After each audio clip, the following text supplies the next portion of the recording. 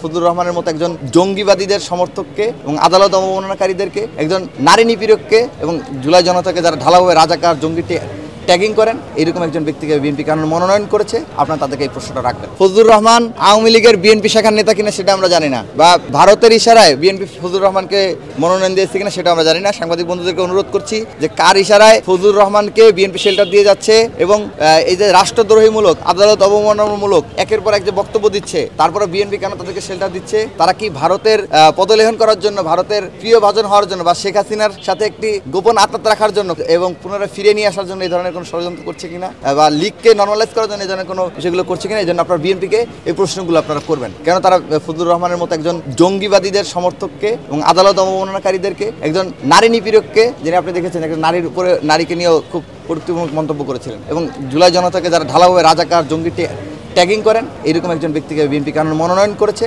আপনারা তাদেরকে এই প্রশ্নটা রাখবেন। পুলিশের পোশাক দেখতে পেলেও তার ভিতরে মূলত মুজিব কোডই পরিহিত থাকেন তারা, এবং তাদের হৃদয়ে তারা আদতে সাইন করে বাংলাদেশ গভর্নমেন্টের কাছ থেকে বেতন নিলেও তারা মূলত দিল্লি ক্যান্টনমেন্টের এজেন্ডাই বাস্তবায়ন করেন।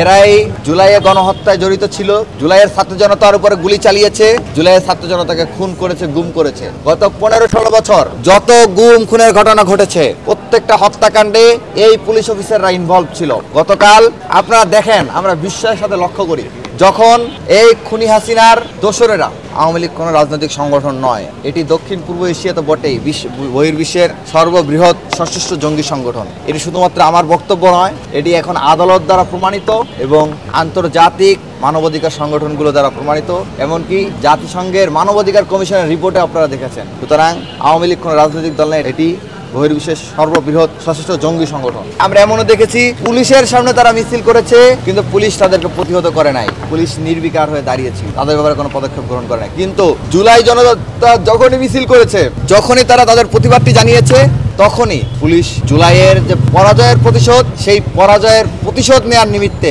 অন্যরকম একটা ক্ষোভ নিয়ে ছাত্র জনতার উপর হামলে পড়েছে। গতকাল ধানমন্ডি 32-এ আমরা তারই প্রতিফলন দেখতে পেয়েছি। আমরা রাষ্ট্রকে হুঁশিয়ারি করে বলে দিতে চাই, যে সকল পুলিশ লীগ এই হামলার সাথে জড়িত ছিল, নিজেদের ক্ষোভ জ্বালা মেটানোর জন্য হামলা চালিয়েছে, তাদের প্রত্যেককে চিহ্নিত করে চাকরিচ্যুত করলে শুধু হবে না, তাদেরকে বিচারের মুখোমুখি করতে হবে।